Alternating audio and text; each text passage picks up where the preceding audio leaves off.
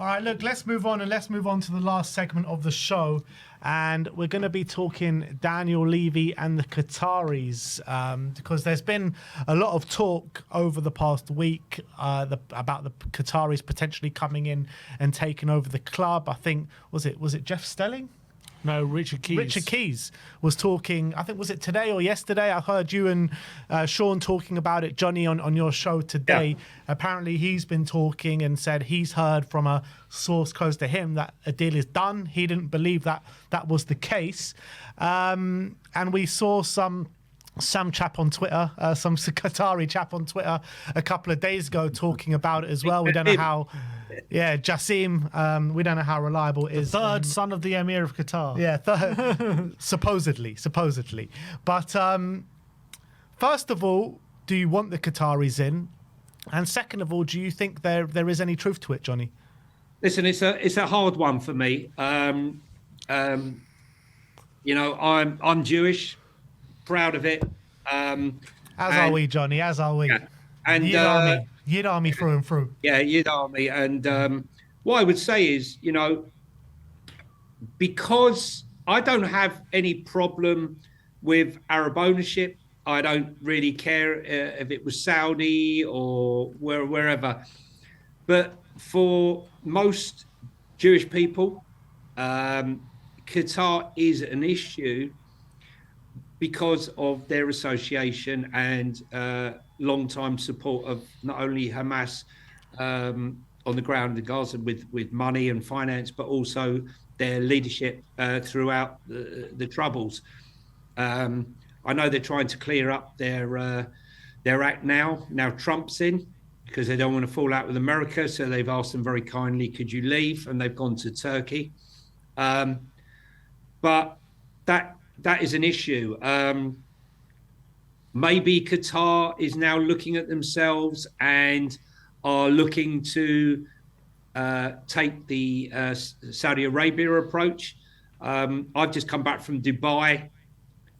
Doesn't matter whether you're Jewish, Israeli, or whatever you are. As long as you abide by the rules, everyone was very friendly. I had, a really good time apart from the accident.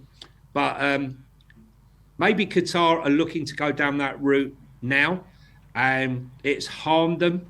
I definitely believed it's harmed them, the association with Hamas, and maybe they're looking to cleanse it. And if that is by taking ownership of Spurs, I know they're trying to get out of PSG because there just isn't the level of finance and income available now with the collapse of the French TV deal.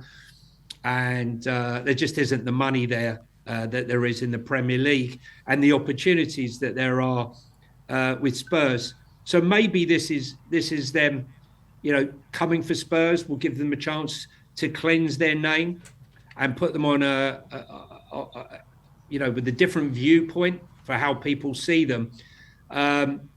It is going to upset, I think, a large proportion of the fan base. Quite interestingly, Ben Sim, when I was on the East Stand on Sunday, and people were talking about the demonstration, and they didn't realise that many people were going to be there, and like, how was I there?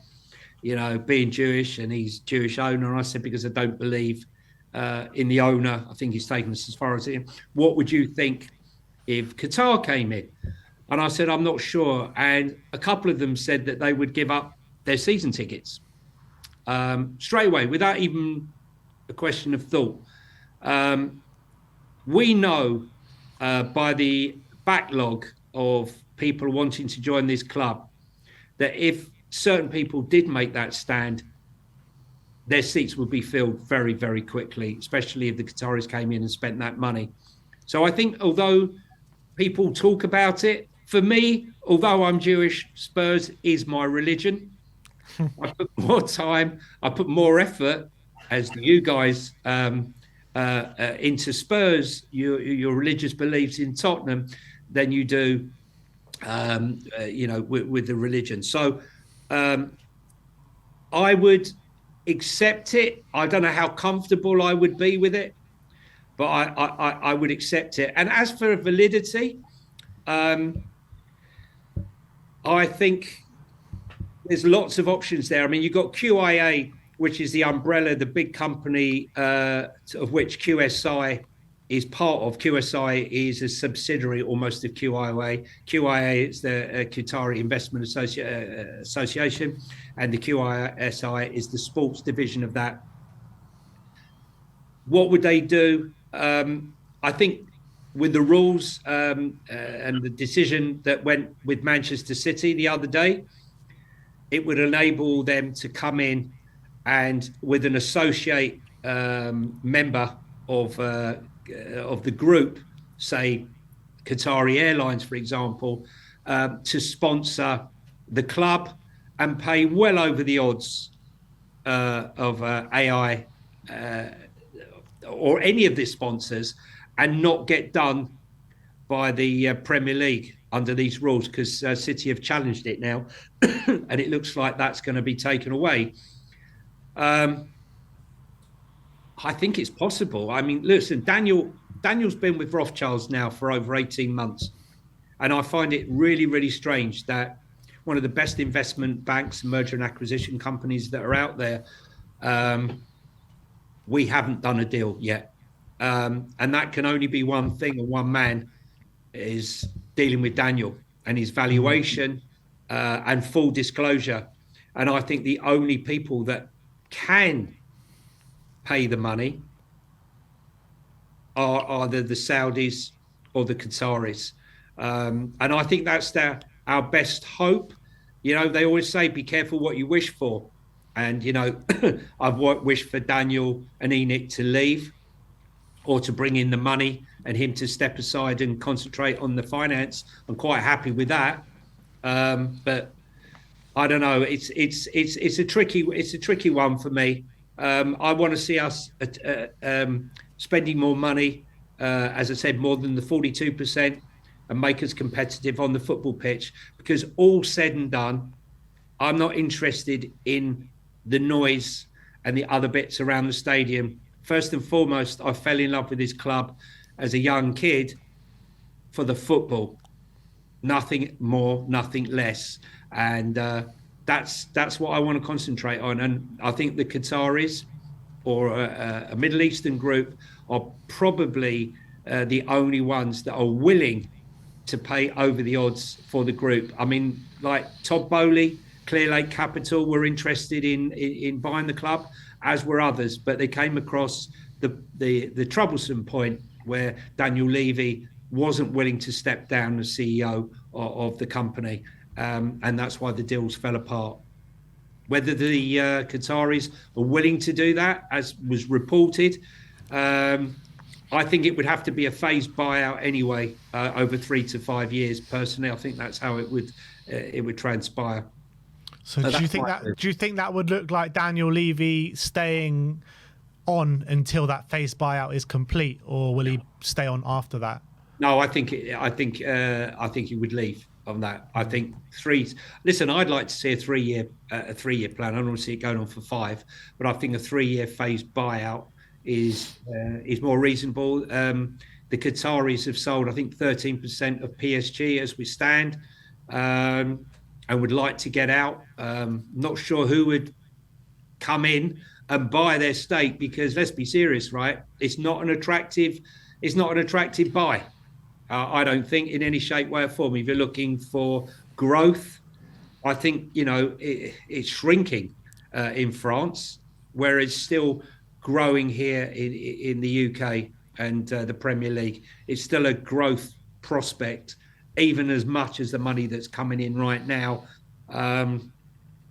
God only knows where we're going to be going here with the next money-making scheme that the Premier League have got for us. But if the rules are relaxed and FFP and PSR become a thing of the past and are dumped, then unfortunately the football that we know it will no longer be competitive in the Premier League, and it'll be the people with the biggest amount of money who will go on and win everything, which will be Newcastle and Manchester City. So, isn't that what happens anyway, though? You look at, the trophies over the past 10 well, years, 20 years, it's all been Manchester City and Chelsea majority. well, that's because, Ben, we're talking about shutting the door after the horse has bolted. We allowed Manchester City and Chelsea to go and break every single rule and bring in everybody. And now, once once it's out the bag, you're then trying to close the door. But all that does is help Chelsea and Manchester City, who have already acquired the wealth, the trophies, and everything else. So if that drops, and we were to stay with Daniel Levy, I'm afraid to say that would push us further and further backwards, not push us forwards. And we would really need a Middle Eastern money or a massive buyer from America willing to put the money in, whether it's an Elon Musk or whoever it may be. It's hard to compete with sovereign wealth funds. George, where are you at with it? Are you ready to end the ownership with ENIC and Daniel Levy? Are you, in favour of the Qataris coming in? Where are you at with it all? Yeah, I mean, for me, I try to separate politics, football, just completely, or any culture or anything. When I look at it, like you said, Johnny, I watch football and I'm more interested in Spurs than anything. I invest my time in Spurs, so when I'm looking at it, I just want the best owner that's going to come in and have the same passion for the club that we do as fans. Someone that actually wants to see the football grow. They want to see trophies come in, and they want to be similar to like when you saw the Leicester owner come in. He wanted to come in and he put so much into that club. And then when they won, he seemed so happy himself that he'd managed to reach and accomplish what he did with that club. So I just want someone to come in that really cares about us. Don't really matter where they're from. The Qataris do present a good opportunity because, like Johnny and yourself has highlighted, they do spend the most money. So if that means bring the Qataris in because they're going to spend the most money, then I'm all for it. I want to be like Man City. I want to be like Chelsea. I want to be a club that goes out there, acquires the top players, spends the top money to go out there and compete. So ultimately, I think the Qatari owners would present a good option. As you said, you see what they've done over there in PSG. They've done all they can to try and put that club onto another level, another stratosphere, but they just struggled ultimately because they brought in the Messis, they brought in the Neymars, they brought in all the biggest names possible, but they just couldn't grow that club commercially as much as a Premier League club would. Tottenham presents an opportunity for a London club, a team in the Premier League, a team that's just ready. We've always been there or thereabouts, ready to explode. We just need that investment. So if you can get in at Tottenham and you can, see the opportunity for what it is, for what it presents, I think there's no other fan base that would be happier to bring them in. And when you talk about attractiveness, I think that makes our club so much more attractive to prospective players, prospective managers. So I'm all for it if the Qataris are the ones that do want to come in. If it's not the Qataris and it's someone else, I just hope that the investment is going to be at a level required to then compete, because we know what Daniel Levy's like. I think Daniel Levy is going to try angle a move to, like what Johnny said, a 3 to 5 year phased buyout. But as we've seen in some of those reports, is he wants to be the chairman.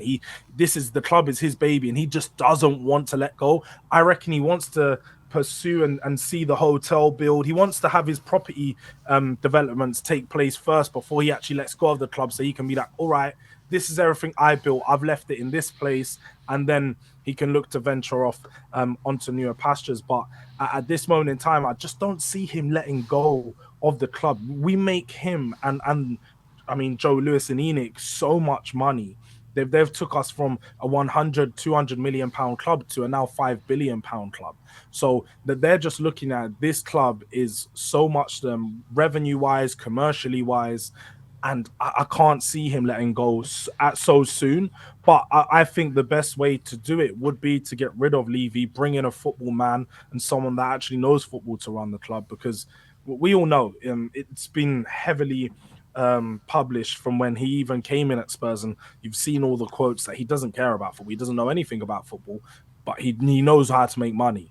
And essentially that's where the biggest problem has been for Spurs over the last couple of years, has been the focus on making money but not making us a better football club. And I think for him, one of the biggest things is he likes to be too involved in the decision. He seems like a really everyone has worked somewhere before where you have a micromanager, and there's nothing worse than someone that's constantly on your neck, messaging you, have you done this, have you done that, want to get involved, show me your work, and all these things.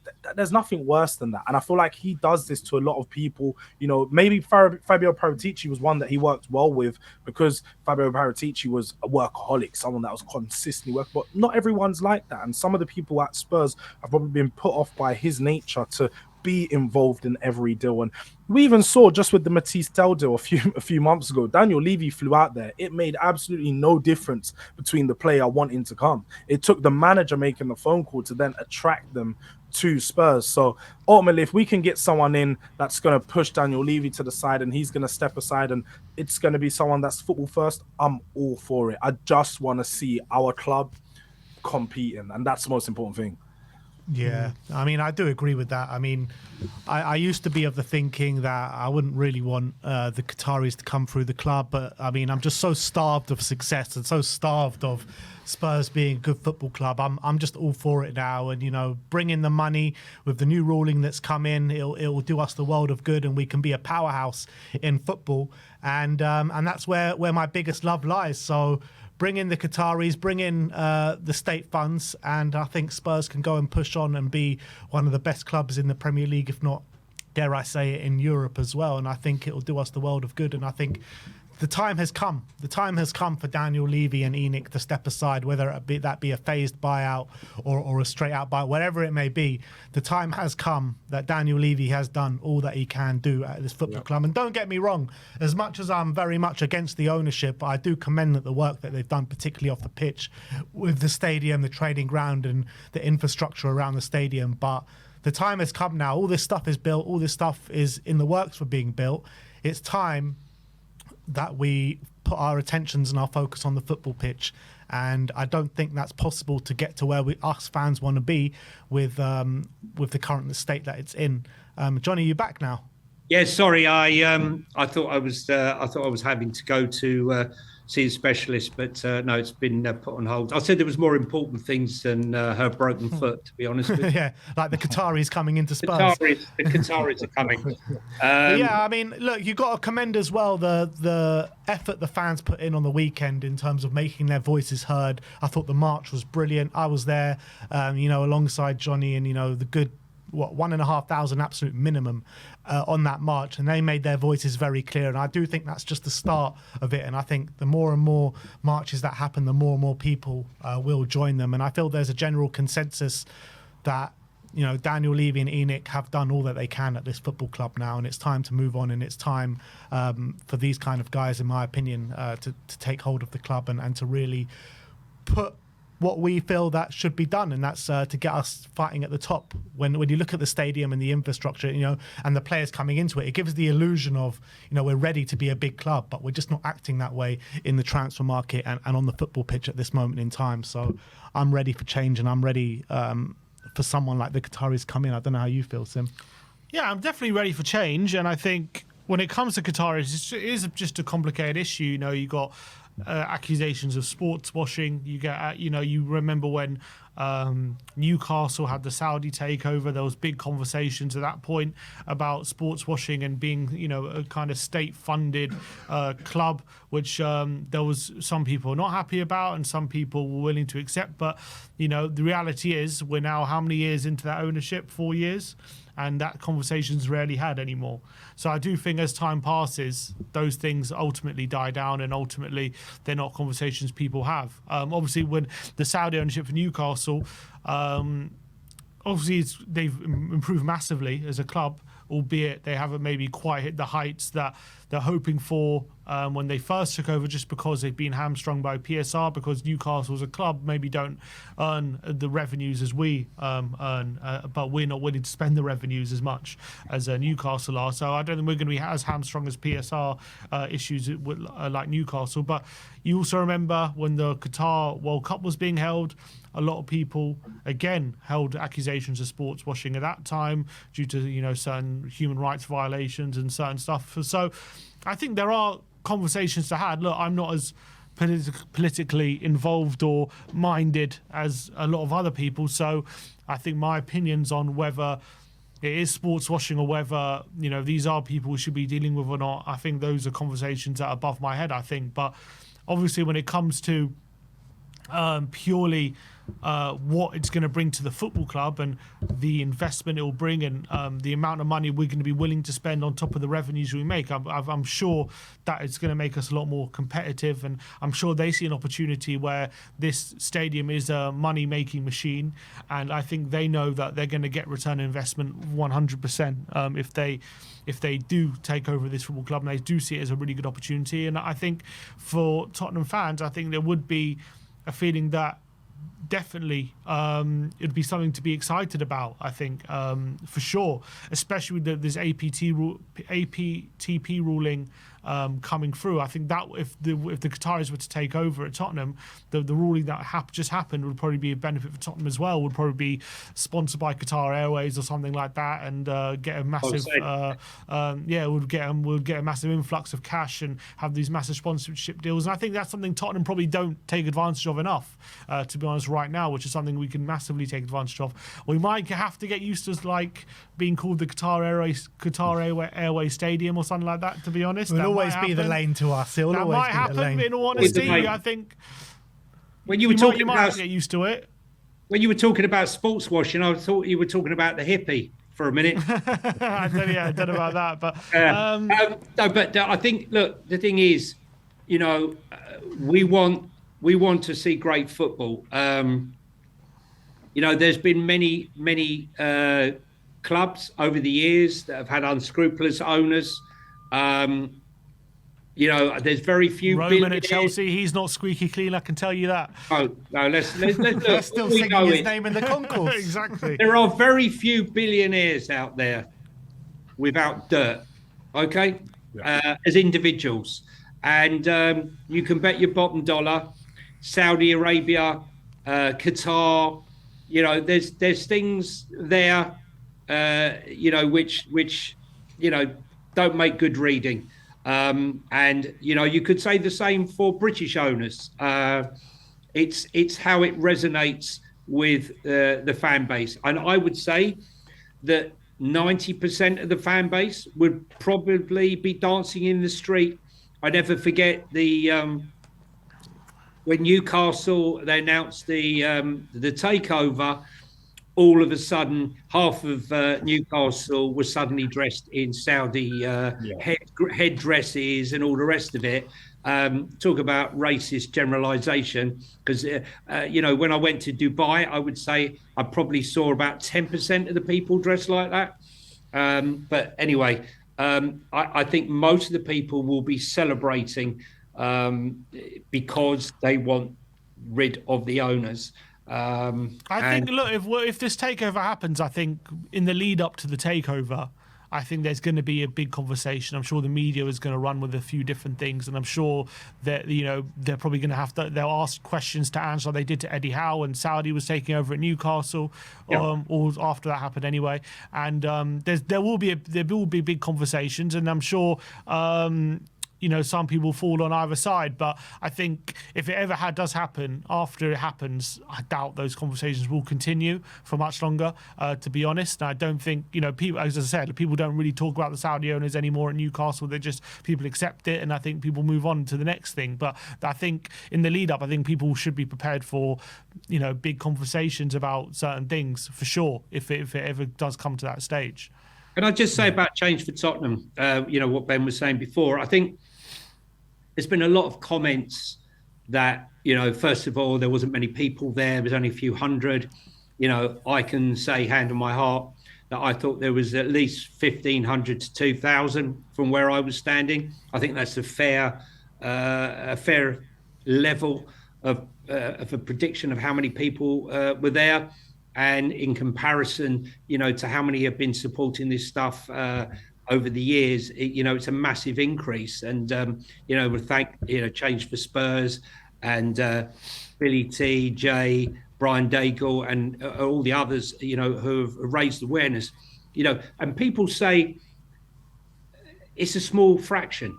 The stadium has 62,000 people, of which 5,000 or 6,000 of those were Man United fans, maybe 3,000 or 4,000 Man United fans. So it's a tiny fraction of Spurs fans who are actually protesting. What I would say is a movement doesn't begin with hundreds of thousands. A movement for change starts with a few hardy souls, and it gathers momentum. And I'd like to think that this is the start of the momentum. And I did also hear when I was talking to people, I said, oh, what do you think about Daniel? And they said, oh, we'd like to see him leave. We'd like to see change. I said, well, why didn't you go to the demonstration? And they said, well, didn't think that many people would turn up. We've seen them on the other side of the street before. There's about 50 people. We're not going to do that. But, seeing how many people were at that one, I might be tempted to go to another should there be another demonstration. So, I'd like to think that more people would go. I'm sure Change for Spurs have got other plans to keep up the momentum, which they will announce soon enough. I do find it really strange why Daniel Levy and the board don't communicate to the fans, because when you don't communicate, all you have is the ability to speculate. That's all we can do is speculate. Communicating in what way? What are you looking for them to communicate? Well, communicate as to what we might do, what they might do, rather than have one meeting a year in front of a whole bunch of yes people, right? So we got our Tottenham back. We got our Tottenham back. Say you're going to build the museum and give us the museum. Tell us where the bloody statue is going to go of Bill Nicholson. Throw us a bone. Make inroads. But he's never done that. So what we're left to do is speculate. And the speculation leads to, conversations, conspiracy theorists. But there is a different etiquette, isn't there? Because Conte used to say, well, in Italy, the chairman would come in front of you and give you all the answers. But I mean, in England, it is a different etiquette. It is. But what I'm saying is, are you a man of the people, or are you going to hide behind Scott Munn? Well, we know the answer to that, don't we? He's as invisible. Scott Munn is as invisible as he is. I mean, honestly, we just knew that Lange was going to be rolled out 2 minutes after the window closed to give us another BS story. But I'm just saying, because there's no communication, we're left to speculate and come to our own conclusions as to what's going on with the club financially, as far as raising funds. He's not raising funds to spend on the transfers. He's raising funds to build the hotel. He's raising funds to develop Whitewebs and the ladies stadium and the NFL training and stuff like that, which is of absolute no interest to the everyday average Spurs fan who just wants to see the football on the pitch. It's a sidebar issue, and he doesn't communicate. And that is the problem. There lies the problem. If he communicated with the fans 4 times a year, like you do, and say, Johnny, if he was to do that anyway, everyone would just be saying everything he says is bullshit.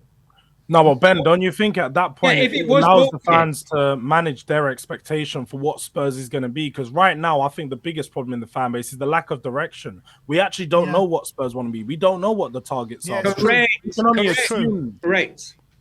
And that's what I'm saying, Jules. It's assumption. and speculation, which leads to unrest. This is all of his own making. This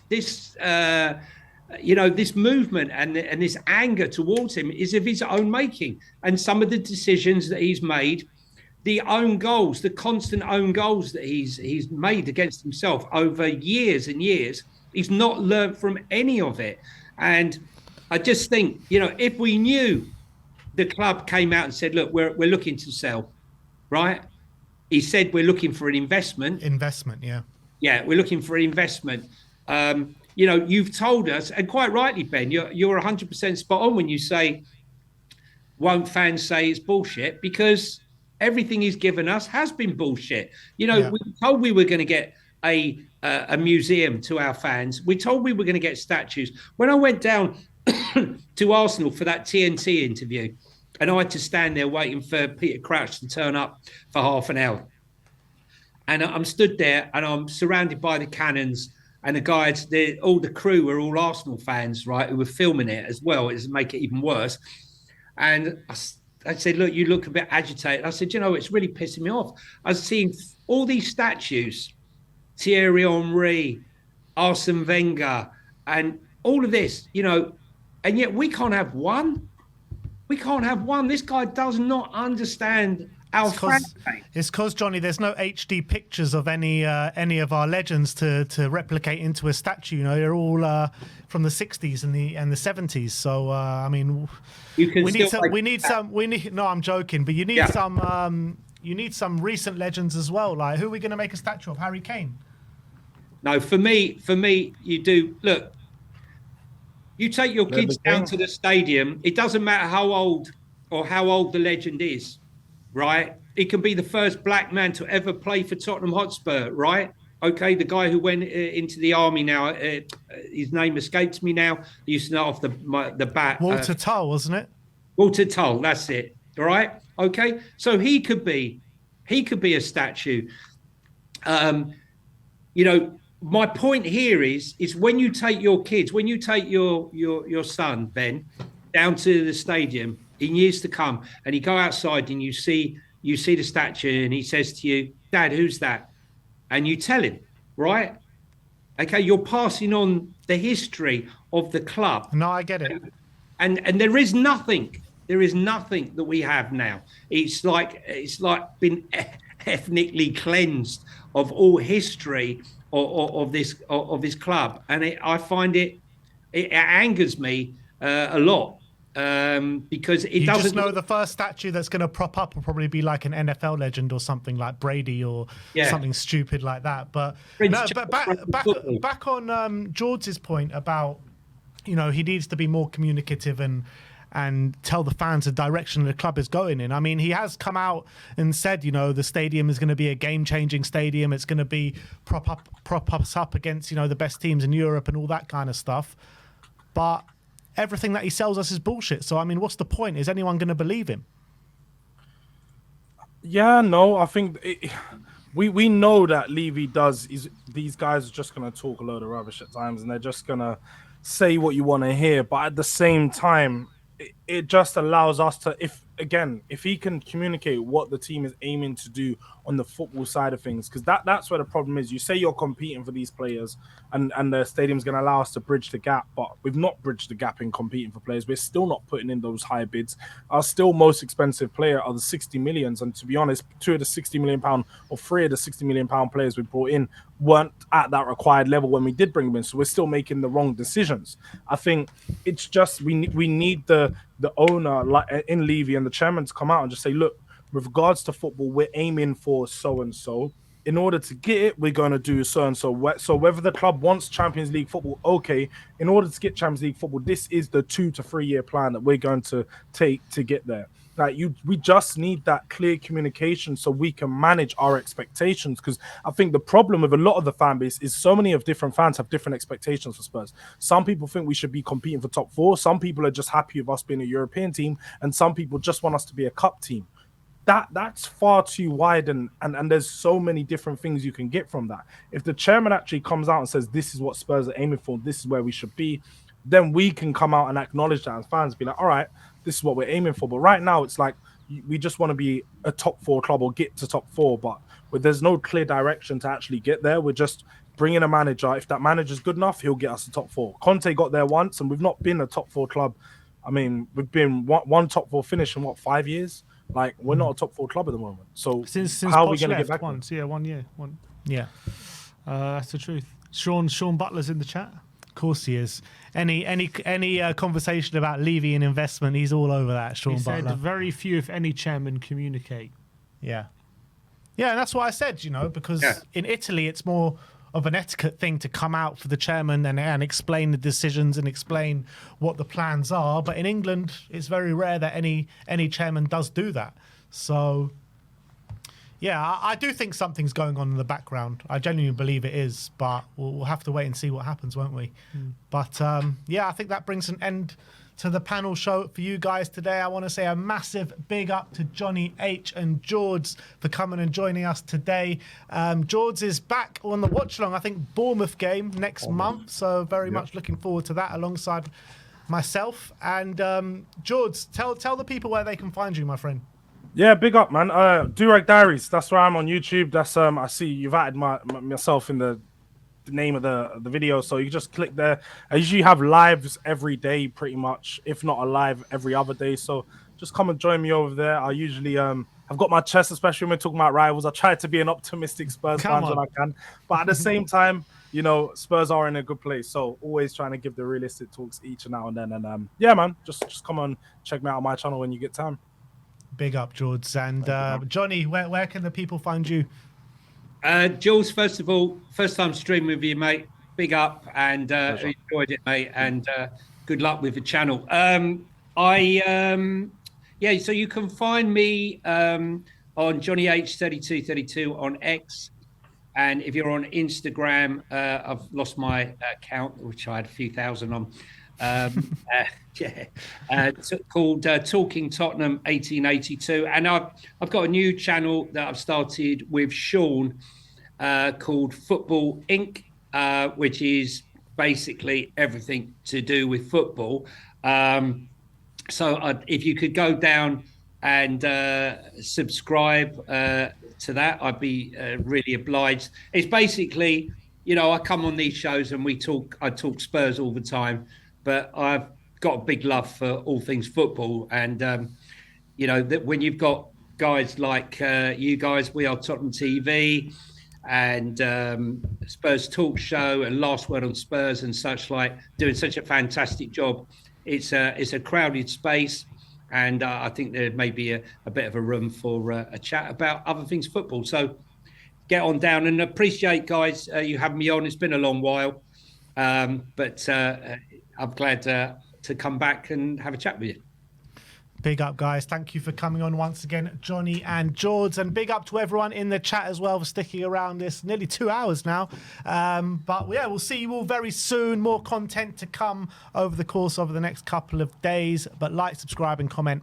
And as always, come on, you Qataris.